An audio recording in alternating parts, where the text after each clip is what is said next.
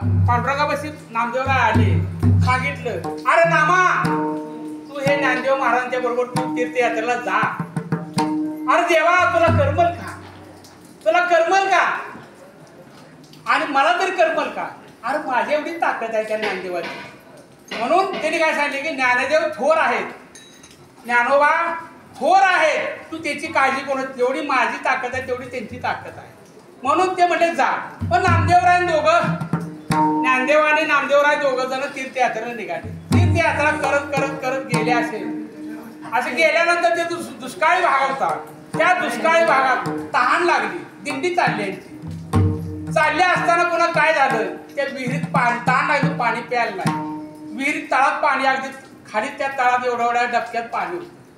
मग एवढ्या डबक्यात पाणी होतं. मग काय केलं ज्ञानोबारायाने, काय केलं, आपल्या रिद्धी सिद्धी प्राप्त करून लगेमा विद्धी म्हणायचं त्याला, सिद्धी ती प्राप्त करून पक्ष्याचं रूप घेतलं आणि खाली जाऊन तळात जाऊन चुकीनं पाणी पिलं. वर आले, अरे नामदेवा तुला पाणी. ज्ञानदेवा तसं मी पाणी नाही पिणार खाली जाऊन कुठले रिद्धी सिद्धी प्राप्त करून.